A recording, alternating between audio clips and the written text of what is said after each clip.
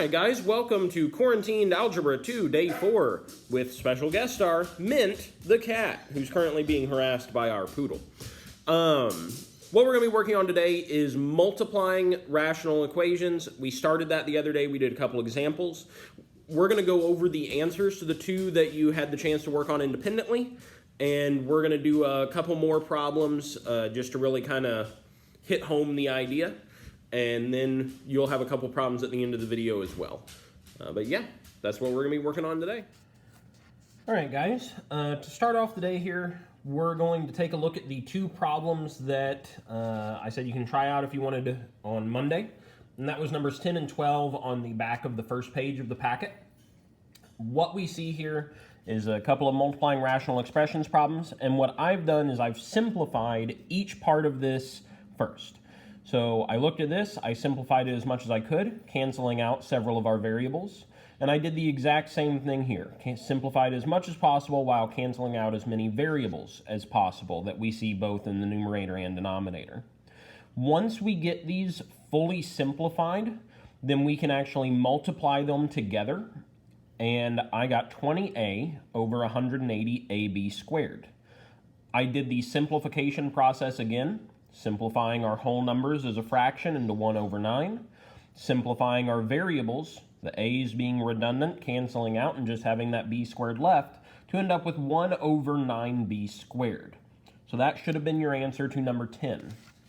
On number 12 here, I did pretty much the exact same thing. I simplified as much as possible. I know I have a lot of crossing out going on here, so we'll kind of read behind that a little bit. But in the numerator of the left-hand side, we took out 5v and got 2 minus v. The denominator, we box method to get v minus 2 and v minus 9. The numerator right here, we also box method to get v minus 9 and v plus 1. At this point, we were able to cancel out everything we saw in top and bottom and across. So we could cancel out something in a numerator if it was in either denominator and vice versa. So we saw v minus 9 and v minus 9 being in both numerator and denominator. Those got canceled out. We saw a v just kind of hanging out, not adding or subtracting anything that was able to be canceled out. The 5 and the 15 was able to simplify into 1 over 3, because that's what it would be as a fraction. And finally, we saw v minus 2 and 2 minus v. This is what we were talking about the other day with these are similar, but they're actually complete opposites, right? That both of the numbers have a different sign from each other. So we can cancel them out as long as we throw a negative in front of the equation, which would end up actually still being here in our answer, and I just forgot to write it. So by canceling out all of this stuff, the only thing we had left was v plus 1 and that 3 right there. Every other thing got canceled out. So we have a negative v plus 1 over 3, and that's our answer to 12. What we're going to do today is we're going to move on from this page onto the second page of the packet. We already worked on the top half of it. We're going to go down to the bottom half, multiplying rational expressions again. We're doing the same thing here. I'm going to do two examples. We are going to do numbers 7 and 9, and then I want you guys to try out numbers 8 and 10. So I'm going to go through 7 and 9 together. Whenever we take a look at number 7, we have 32x to the third y over 5xy squared times 15y over 8x squared y to the fourth. I'm going to take a look at these separately, one then the other. So I'm going to look at 32 over 5. That's not going to be able to simplify much for me. That doesn't really change. So 32 over 5, it's going to stay as is. Now I'm going to look at my x's. X to the third and x. Well, I know that they occur both in the numerator and denominator, so I'm going to be able to cancel out something here. I'm going to be able to remove the x's from one side. And what I can do is subtract. I have 3 x's on one side, 1 on another, so 3 minus 1 leaves me with 2, and that remainder goes where the larger number was. So that remaining 2 x's is going to stay in the numerator. Finally, we have y and y squared. 2 minus 1 leaves us with 1y, and it's going to stay in the denominator because that's where the larger exponent originated. Let's take a look at the other side.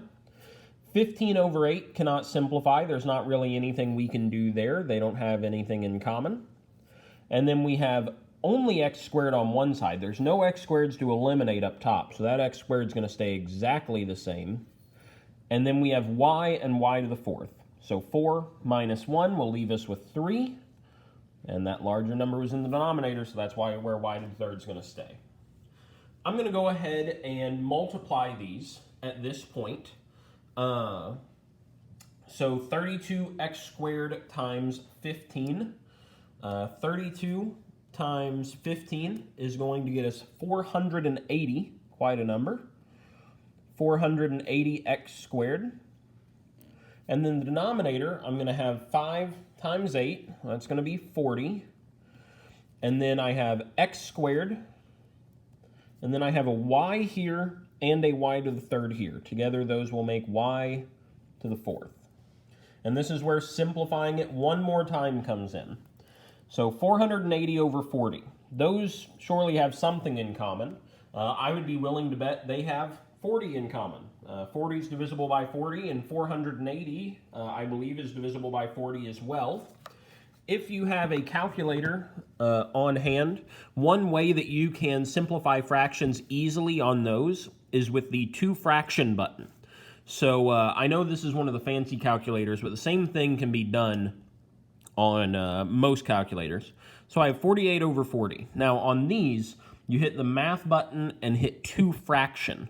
But there should also be a fraction to decimal conversion button on most simpler calculators as well. And then that will tell me it just makes 12, or 12 over 1, right? So 480 would turn into 12, 40 would turn into 1. So that's what I'm going to start writing in my answer. 12 over 1. X to the squared and x to the squared. They exist both in the top and in the numerator and the denominator. When we subtract these, we get 0. A good rule of thumb is just always remember that if you have the same number of a variable in the top and the bottom, they cancel out entirely. Nothing remains after eliminating those. And then we have a y to the fourth. There's no y's in the numerator, so that's not going to change. That's going to stay exactly where it is. So we end up with 12 over 1y to the fourth, or just y to the fourth, because we don't really have to write that one. And that is our answer to number 7. Now I'm going to take a look at number 9, and I'm going to simplify these in any way I can as well. So I'm going to, when I take a look at these, I notice that really what most of them have going for them is factoring it out. 28n plus 40 in the numerator of the left-hand side. Those numbers both have a at least a 4 in common. I don't think they have anything bigger than that, but they have a 4 in common. So take out 4, and I'm left with 7n plus 10. In the denominator, these two numbers both share a 5. So I take out a 5, and I'm left with 7n plus 10 as well. Now right over here, 12n plus 24, that seems to me that they have a 12 in common. So 12 times n plus 2. And then in the denominator, 8n plus 16, those both look like they share an 8. So I take that out and I get n plus 2 yet again. So whenever I look at these, I notice some commonalities, some similarities amongst these fractions. I have identical binomials in numerators and denominators. Now, even though these are in the same side, they can cancel out being on the same side, but even if we would have seen them on opposite sides, as long as one is in the top, the other's in the bottom, they can cancel out. But we'll see these go away, because they're exactly the same. We'll see these go away, because they're exactly the same. All that we have left is these numbers here. 4 and 5 can't really simplify. We can't do anything with that, right? But we can do something here. 12 over 8. Well, 12 over 8 would be written as 3 over 2 if we simplified that fraction. They both have a 4 in common. So I'm going to replace those. And ultimately, the only things that we don't have canceled out when we go to multiply our numerator is this 4 and this 3. So we get 12 up top. And then when we look at the denominator, we've canceled out lots of different stuff here. The only thing we have left is 5 and 2, so we end up with 10. Now, as per usual, what we want to do is simplify again, if possible, after we go ahead and multiply these. We won't always be able to simplify, but sometimes we can, and this is one of those cases.